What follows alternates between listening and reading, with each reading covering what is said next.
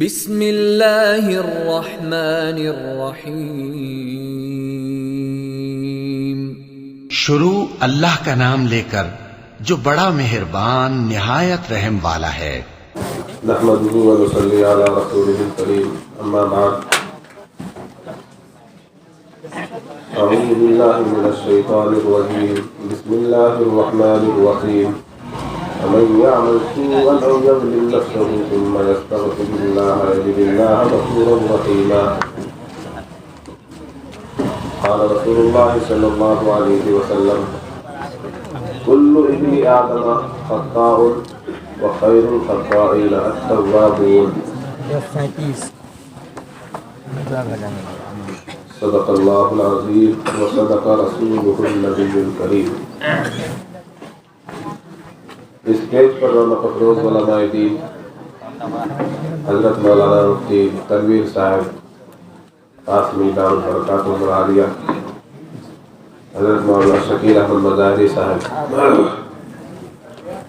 ابھی اس سے قبل چھترگاچھ کی جامع مسجد میں ہم لوگ تھے۔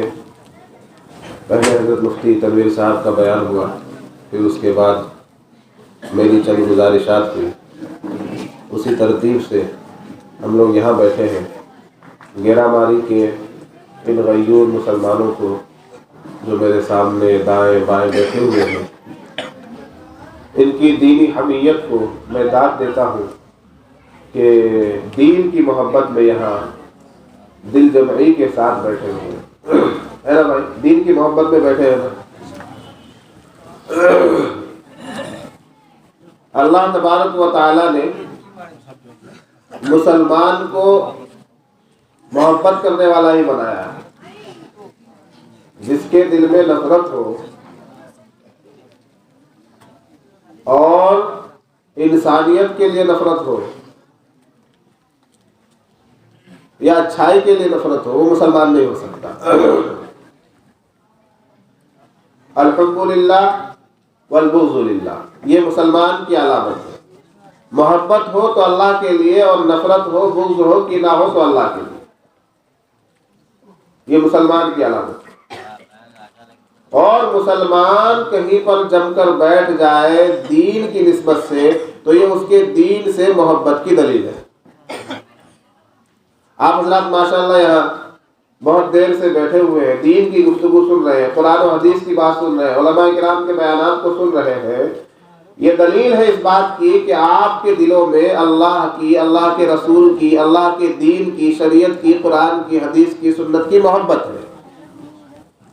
اور انشاءاللہ اللہ تبارک و تعالی اس محبت کی بنیاد پر ہو سکتا ہے بہتوں کی مغفرت فرما دے۔ رحمت خدا بہانہ بھی جویت، اللہ تبارک و تعالی کی رحمت، اللہ کی بخشش وہ بہانہ ڈھونڈتی ہے، بہانہ تلاش کرتی ہے۔ اللہ تبارک و تعالیٰ کے دربار میں چھوٹا سے چھوٹا عمل بھی اللہ کی رضا کے لیے اگر کیا جائے تو وہ بہت بڑا ہو جاتا ہے۔ ایک آدمی صرف فرض نمازیں ادا کرتا ہے، اللہ کے فرائض کی پابندی کرتا ہے، احکامات کو بجا لاتا ہے، اللہ نے جو چیزیں ضروری قرار دی ہے ان پر عمل کرتا ہے، اور نوافل بھی اس کے پاس نہیں ہے، تہجد بھی اس کے پاس نہیں ہے، اشراق بھی اس کے پاس نہیں ہے، جماعت میں وقت بھی نہیں لگا ہوا ہے، بہت زیادہ مال و دولت نہیں ہے، تو اللہ کی راہ میں خرچ بھی نہیں کرتا ہے، لیکن اللہ کی فرض کردہ چیزوں کو نماز ادا کرتا ہے، روزہ رکھتا ہے، گناہ کے کام نہیں کرتا ہے، اس کے علاوہ کوئی بڑا عمل نہیں ہے، اللہ کے نزدیک یہ آدمی بہت بڑا ہے۔ اس کا تقوی اور اس کا ایمان اللہ کے نزدیک قابل قبول ہے۔ ایک آدمی بہت زیادہ مالدار ہے، نوافل کا اس کے پاس انبار ہے، اللہ کی راہ میں سینکڑوں ہزاروں نہیں لاکھوں روپے خرچ کرنے والا ہے،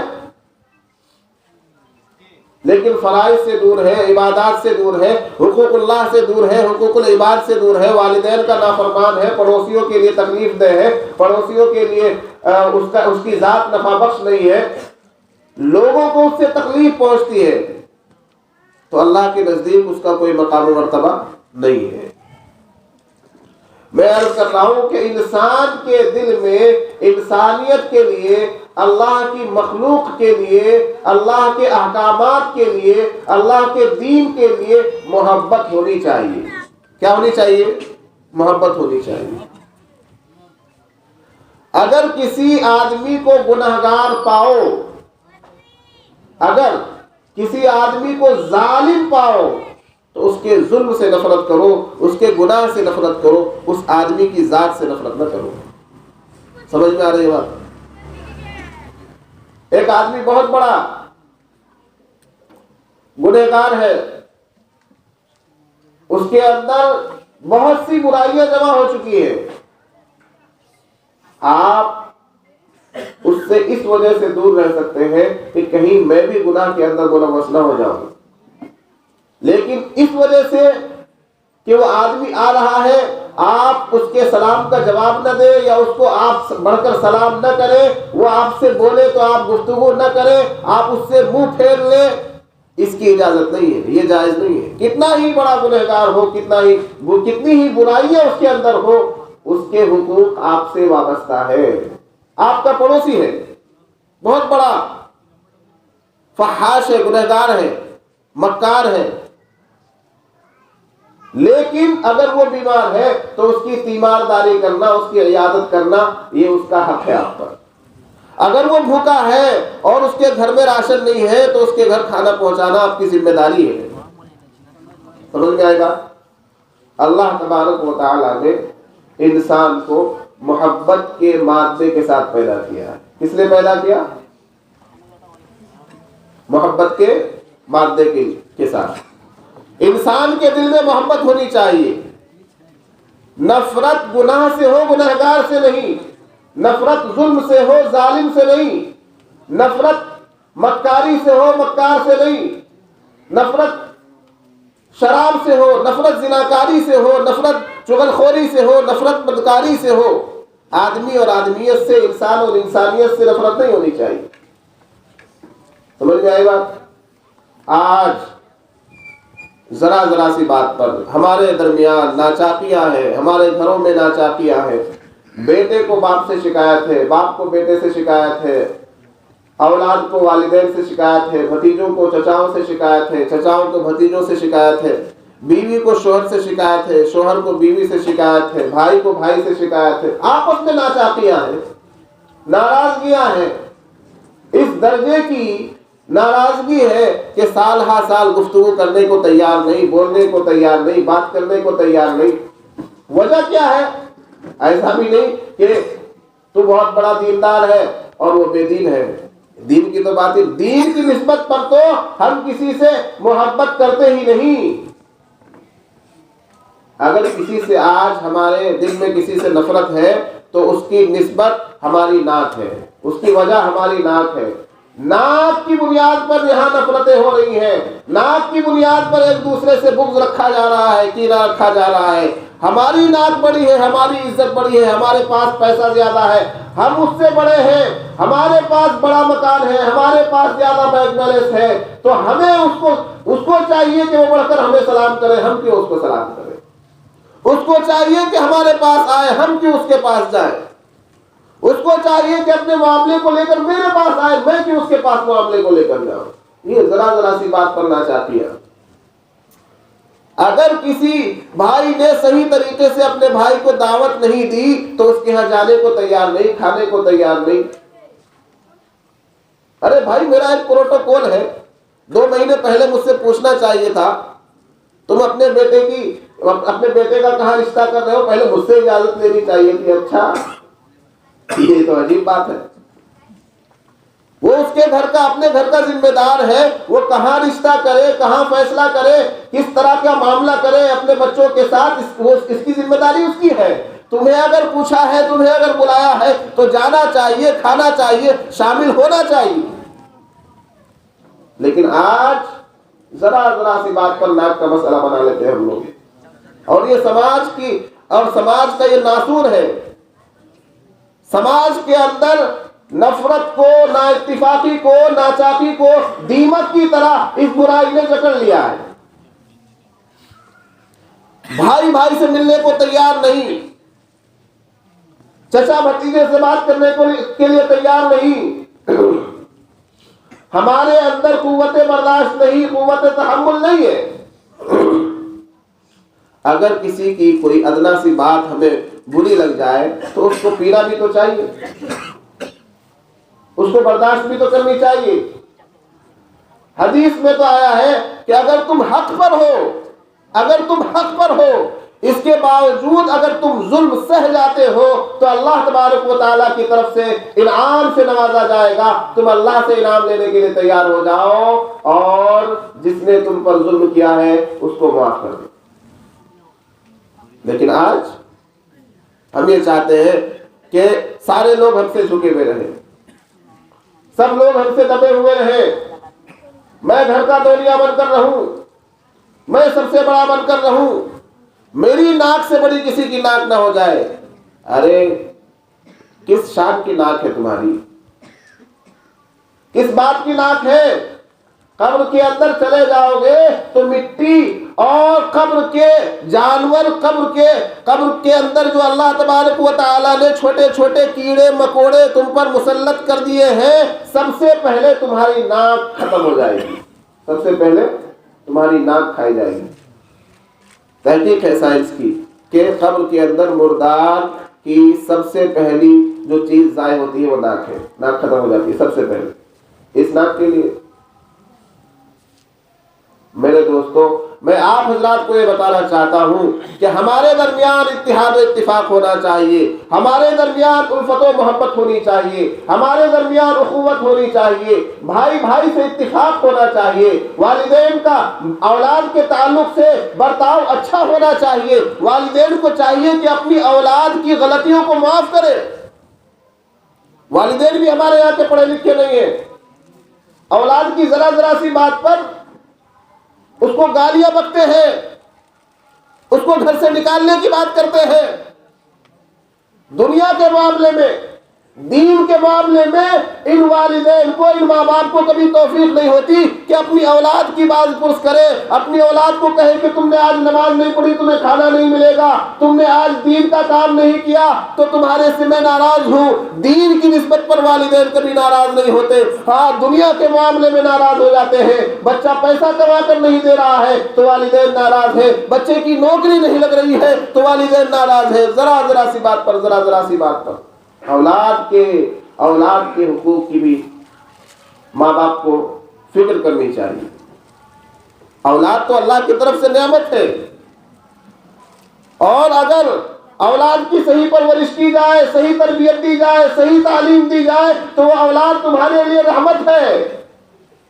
لیکن وقت پر تو انہیں تربیت دی نہیں جاتی، انہیں بے لگام چھوڑ دیا جاتا ہے۔ 15-20 سال تک اولاد کے تعلق سے ماں باپ والدین بالکل بے فکر ہو جاتے ہیں، جہاں جائے جو مرضی کرے۔ 20 سال کے بعد جب وہ بے پرواہ ہو جاتا ہے، نٹھلا ہو جاتا ہے، لاپرواہ ہو جاتا ہے، بیکار نکما ہو جاتا ہے، تب جا کر بات کرتے ہیں کہ تم کو جو ہے گھر سے نکال دیا جائے گا، تم کو بے دخل کر دیا جائے گا۔ وہ جو اس لائن میں لگا ہے، وہ جو نکما ہوا ہے، وہ جو بے دین ہوا بیٹھا ہے، وہ جو نافرمانی کر رہا ہے تمہاری، اس کی وجہ کیا ہے؟ تم نے اس کو نافرمان بنایا ہے، تم نے اسے دین کی تعلیم نہیں دی، تم نے اسے مدرسہ نہیں بھیجا، تم نے اسے مسجد نہیں بھیجا، تم نے کبھی اسے نماز کی نصیحت نہیں کی۔ بیٹا صبح جلدی اٹھنا، کھیت جانا ہے، کبھی یہ بھی کہا کہ بیٹا صبح جلدی اٹھنا، فجر کی نماز پڑھنی ہے؟ کوئی آدمی ہے یہاں پر جو یہ کہہ سکتا ہو کہ میں اپنی اولاد کو فجر کی نماز کی نصیحت کرتا ہوں اور فجر کی نماز کے لیے اٹھنے کی بات کرتا ہوں؟ کوئی نہیں کہتا۔ اولاد کو نکما نافرمان ہم لوگ بناتے ہیں۔ میرے دوستو، جہاں اولاد کے ذمہ ہے کہ والدین کی ہر طرح سے فرما برداری کرے، والدین کسی بھی طرح کے ہو ان کی خدمت کرے، ان کے سامنے اونچی آواز سے بات نہ کرے، انہیں اف تک نہ کہے، ہر حال میں ان کی خدمت کرے۔ اسی طرح والدین کی بھی کچھ ذمہ داریاں ہیں کہ اولاد کو ان کے بچپن میں صحیح تربیت دے، صحیح تعلیم دے، صحیح پرورش دے۔ اگر آپ صحیح تربیت نہیں دیں گے، ان کی صحیح پرورش نہیں کریں گے تو پھر تو بگڑے گی، اولاد تو بگڑے گی۔ اس کو جیسا ماحول آپ دیں گے، جیسا ماحول آپ فراہم کریں گے، وہ ویسا ہی بن کر آئے گا۔ لوہے کو بھٹے میں تپا کر جو اس کو بنائیں گے وہی بنے گا، اور یوں ہی خالی چھوڑ دیں گے تو زنگ لگ جائے گا، زنگ آلود ہو جائے گا۔ میرے دوستو، آج سوچنے کی بات ہے کہ ہمارے سماج میں، ہمارے گھروں میں اتنی زیادہ نا اتفاقی اور اتنا زیادہ بگاڑ کیوں ہے؟ اس بگاڑ کو دو وجہ سے سمجھا جا سکتا ہے۔ ایک تو روزگار کے تعلق سے ہماری بے فکری اور بے راہ روی۔ دوسرا ہمارے گھروں میں بے دینی۔ یہ دو اصل وجوہات ہیں ہمارے سماج میں بگاڑ کی، کہ ہمارے گھروں میں دین نہیں ہے، ہماری عورتوں میں دین نہیں ہے، ہمارے بچوں میں دین نہیں ہے، ہمارے جوانوں میں دین نہیں ہے، ہمارے بڑوں میں دین نہیں ہے۔ اور روزگار کے تعلق سے اتنی بے فکری ہے، اتنی لاپرواہی ہے کہ گھر میں ایک آدمی کام کرنے والا ہے تو 4 آدمی صرف بیٹھ کر رہنے والے ہیں، چھوٹا موٹا کام کرنے کے لیے تیار نہیں، گھر پر رہ کر کسی کام کو کرنے کے لیے تیار نہیں، کام کے تعلق سے دماغ لگانے کے لیے تیار نہیں۔ جن ملکوں نے ترقی کی ہے، جن ممالک میں ترقیات فروغ پا رہی ہیں، جن ملکوں میں پیسہ برس رہا ہے، ان ملکوں میں جا کر دیکھو، ایک بچہ جو 8 سال کا ہے اس کو ٹیکنالوجی آتی ہے، وہ موبائل بنانے کا ماہر ہے، وہ کچھ نہ کچھ بنانے کی ٹیکنیک جانتا ہے۔ ایک بوڑھا آدمی وہ پوری فیکٹری کھولے بیٹھا ہے۔ آج ہمارے علاقے میں روزگار کے بہت سے مواقع ہیں، لیکن ہم نے ان مواقع کو تلاش نہیں کیا۔ ہمارا دماغ جو ہے وہ روزگار کو تلاش کرنے کے لیے نہیں آمادہ ہوتا۔ روزگار کے مواقع ہمیں خود پیدا کرنے ہوں گے۔ صرف دکان کھول کر بیٹھ جانا یہ روزگار نہیں ہے۔ آپ کے سامنے سینکڑوں روزگار کے مواقع ہیں، لیکن آج ہم نے صرف دکانداری کو، کھیتی باڑی کو اور مزدوری کو، مستری پنے کو، صرف اسی کو روزگار سمجھ لیا ہے۔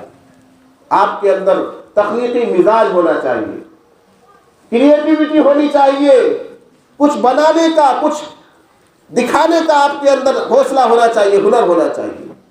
اگر آپ ایک ٹوکری بنا رہے ہیں تو آپ کے اندر تخلیقی ذہن ہے۔ اگر آپ ایک چھوٹا سا کھلونا بنا رہے ہیں تو آپ کے اندر مہارت ہے۔ اگر آپ چھوٹی سی کوئی چیز بنا کر پیش کر رہے ہیں، یہ پانی کی بوتل آپ تیار کر رہے ہیں، تو آپ ایک بہترین تجارت کرنے والے ہیں۔ لیکن آج ہمارا سماج، ہمارا معاشرہ، ہماری اولاد، ہمارے جوان وہ خالی بیٹھ، بس کسی طرح سے نوکری لگ جائے، کسی طرح سے پرائیویٹ جاب لگ جائے۔ آج ہمیں اور آپ کو سوچنا ہوگا، ہمارے جو مسائل ہیں انہیں خود حل کرنا ہوگا۔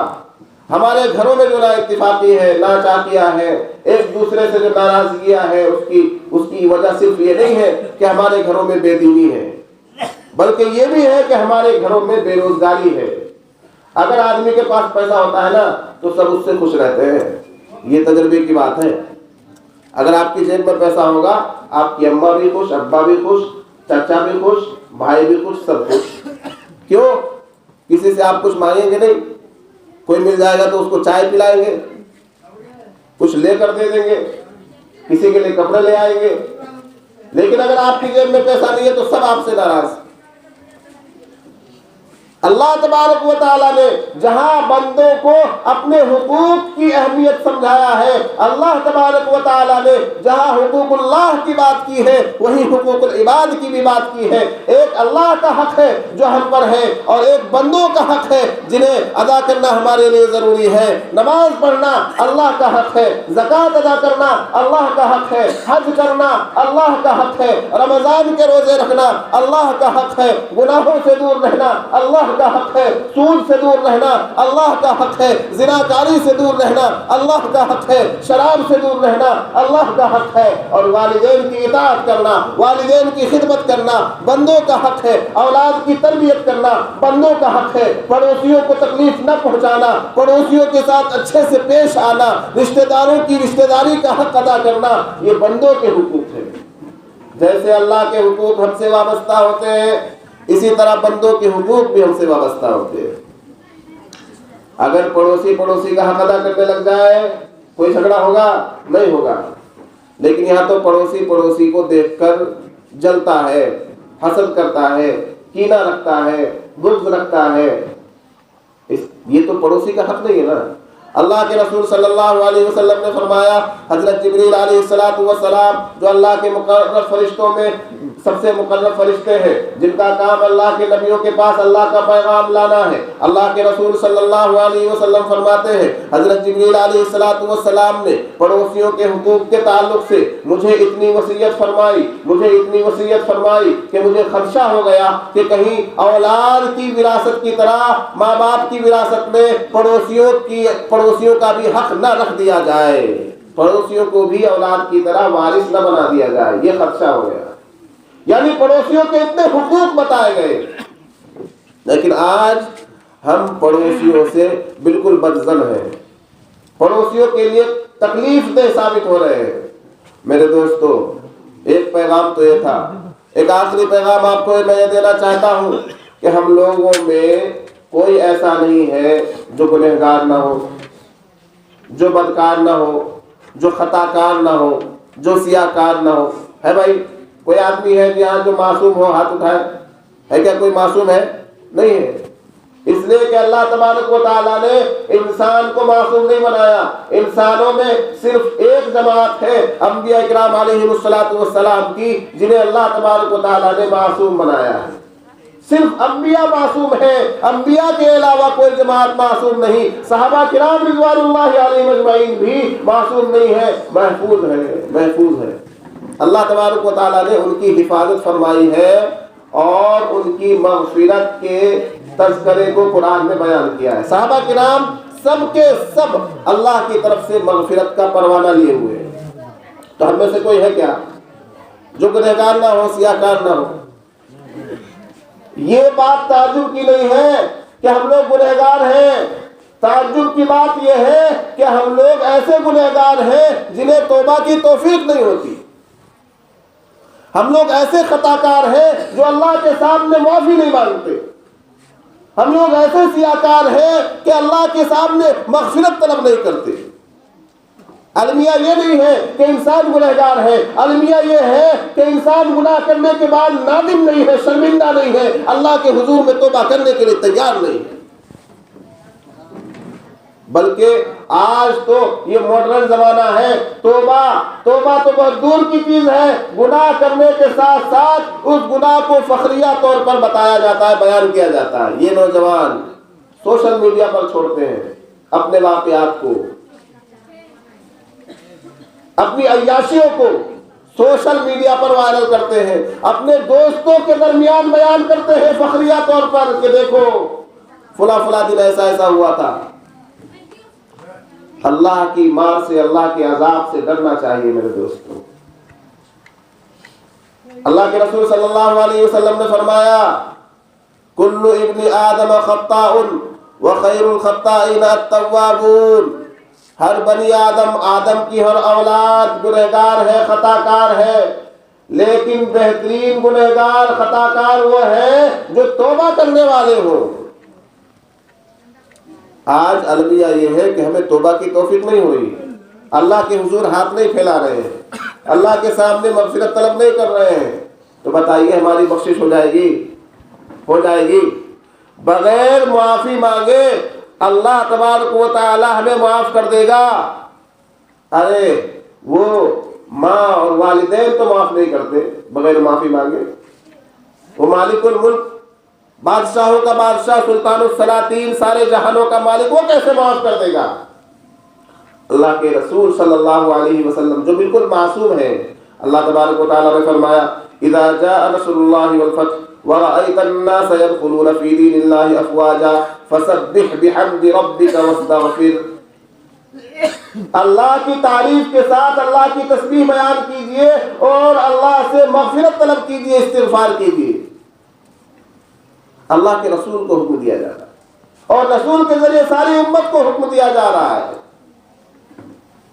اللہ کے رسول صلی اللہ علیہ وسلم جو معصوم، جن کے تصور میں گناہ نہیں، گناہوں کا تصور بھی جن کو نہیں ہوتا، وہ نبی اللہ تبارک و تعالیٰ سے استغفار کرے اور ہزار بار استغفار کرے، اللہ کے حضور روئے گڑگڑائے، مغفرت طلب کرے۔ آج ہم جیسے گنہگار مغفرت طلب کرنے سے دور ہیں، توبہ سے دور ہیں۔ توبہ کیجیے، کتنا ہی بڑا گناہ ہو جائے اللہ کے حضور توبہ کیجیے اور گناہ سے نفرت کیجیے، گناہ سے نفرت کیجیے، گناہ سے نفرت کیجیے۔ ہم لوگ گناہ کو آج ماڈرن زمانے میں گناہ کو باعث فخر سمجھتے ہیں، یہ اور بھی بڑی لعنت ہے، شیطانی وسوسہ ہے۔ شیطان نے ہم کو سکھا دیا ہے کہ اس میں مزہ آتا ہے، کیونکہ شیطان کو تو مزہ آتا ہے نا انسان کو بہکانے میں۔ گناہ کی لعنت، گناہ کی نفرت ہمارے دل میں ہونی چاہیے۔ گناہ کرنے کے بعد یہ احساس پیدا ہونا چاہیے کہ یار میں ایمان والا ہوں، میرا اللہ پر یقین ہے، میں قرآن پر عمل کرنے والا ہوں، اللہ کے رسول صلی اللہ علیہ وسلم کا میں نام لیوا ہوں، مجھ سے یہ گناہ کیسے سرزد ہو گیا؟ فوراً توبہ کی توفیق ہو جائے گی۔ گناہ پر اگر نادم ہوگے، شرمندہ ہوگے تو توبہ کی توفیق ہوگی۔ اگر گناہ پر آپ نادم نہیں ہے، شرمندہ نہیں ہے تو گناہ کر کے توبہ کی توفیق بھی نہیں ہوگی، ہے کہ نہیں؟ صحیح بات کر رہا ہوں نا؟ اس لیے میرے دوستو وقت بہت زیادہ ہو گیا ہے، ہمیں چاہیے کہ اللہ تبارک و تعالیٰ سے ہم زیادہ سے زیادہ توبہ کریں۔ جب بندہ توبہ کرتا ہے تو اللہ تبارک و تعالیٰ توبہ تو قبول کرتا ہی ہے، اللہ تبارک و تعالیٰ اس بندے سے بڑا خوش ہوتا ہے جو اللہ کے حضور میں اپنے گناہوں کی معافی مانگتا ہے اور توبہ کرتا ہے۔ تو حدیث میں آیا ہے، رسول اللہ صلی اللہ علیہ وسلم نے فرمایا، اس آدمی کے بارے میں کیا خیال ہے جو اونٹنی لے کر جنگل میں گیا اور اس کا توشہ، اس کا کھانا اونٹنی میں بندھا ہوا ہے، وہ اونٹ کھل کر چلا گیا اور اس کا سارا کھانا پینا اس اونٹ کے اوپر تھا، وہ اپنے اونٹ کو تلاش کر رہا ہے، دن بھر تلاش کرتا کرتا وہ اونٹ اس کو نہیں مل رہا ہے، حالت یہ ہو گئی ہے کہ پیاس سے گلا سوکھا جا رہا ہے، بھوک کی شدت اتنی ہو گئی کہ جان نکلنے کو ہے، آدمی مرنے کے قریب ہے۔ اس وقت وہ اونٹ کہیں سے گزرا اور کسی پیڑ کی ٹہنی سے اس کی رسی اٹک گئی اور وہ اونٹ اس کو مل گیا۔ اب بتاؤ کہ اس آدمی کی حالت جو مرنے والا تھا اب اس کی کیفیت کیا ہوگی؟ صحابہ کرام نے کہا حضور وہ آدمی تو بڑا خوش ہوگا، کیونکہ ابھی تو اب تب کی حالت تھی، مرنے کی حالت تھی، اچانک اس کو کھانا مل گیا، پانی مل گیا، اونٹ مل گیا اس کا، تو خوش ہوگا، بڑا خوش ہوگا۔ ارے مرنے والے کو تنکے کا سہارا، تو اس کو تو سارا ہی سہارا مل گیا تو بڑا خوش ہوگا۔ اللہ کے نبی صلی اللہ علیہ وسلم نے فرمایا کہ جب اللہ کا بھٹکا ہوا بندہ، گنہگار بندہ اللہ کے حضور میں توبہ کرتا ہے تو اللہ تبارک و تعالی اتنا ہی خوش ہوتا ہے بلکہ اس سے زیادہ خوش ہوتا ہے اپنے بندے سے۔ میرے دوستو، بنی اسرائیل میں ایک آدمی تھا، 99 قتل کر دیے۔ کتنے؟ 99۔ قتل کرنا بہت بڑا گناہ ہے، اور امت محمدیہ میں تو شرک کے بعد سب سے بڑا گناہ کسی کو قتل کرنا ہے۔ تو بنی اسرائیل میں ایک آدمی تھا، اس نے 99 قتل کر دیے۔ اس کے بعد وہ نادم ہوا، اپنے گناہ پر شرمندہ ہوا کہ یار اتنے سارے میں نے قتل کر دیے، میری بخشش بھی ہوگی یا نہیں ہوگی؟ آدمی کو جب آدمی گناہوں میں بہت زیادہ آگے بڑھ جاتا ہے تو اسے شک ہونے لگتا ہے اپنے بارے میں کہ یار میری بخشش بھی ہوگی یا نہیں ہوگی۔ گویا تو وہ ایک راہب کے پاس گیا جو اس زمانے کا عالم ہوا کرتا تھا، اپنے عالم کے پاس گیا، راہب کے پاس، کہنے لگا حضور میں نے 99 قتل کیے ہیں، کیا میری بخشش اور مغفرت کا کوئی راستہ ہے؟ کیا کوئی ایسی صورت نکل سکتی ہے کہ میری مغفرت ہو جائے؟ راہب نے کہا ارے 99 قتل کیے تم نے، تمہاری مغفرت نہیں ہو سکتی، جاؤ یہاں سے چلے جاؤ۔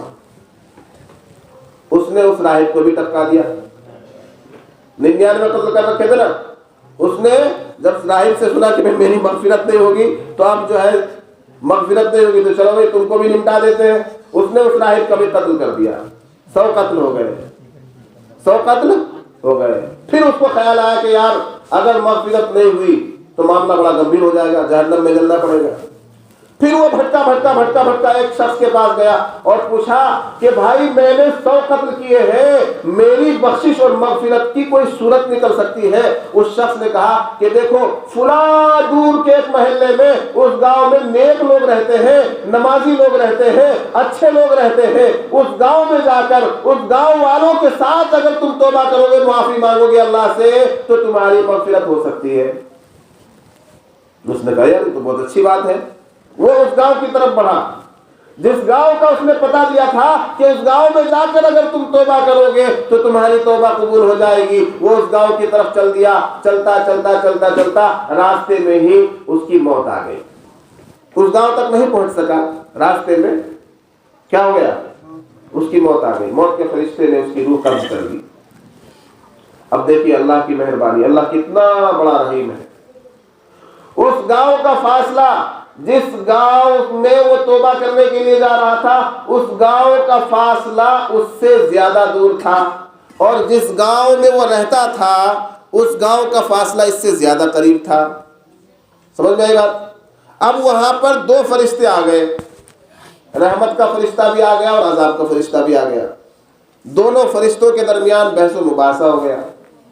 رحمت کا فرشتہ کہہ رہا ہے کہ کیونکہ یہ توبہ کرنے کے لیے جا رہا تھا اس لیے اس کی روح کو لے کر میں جاؤں گا. عذاب کا فرشتہ کہہ رہا ہے کہ نہیں, یہ بہت بڑا مجرم ہے, 100 قتل کرنے والا ہے, اس لیے اس کی روح کو لے کر میں جاؤں گا کیونکہ یہ عذاب کا مستحق ہے.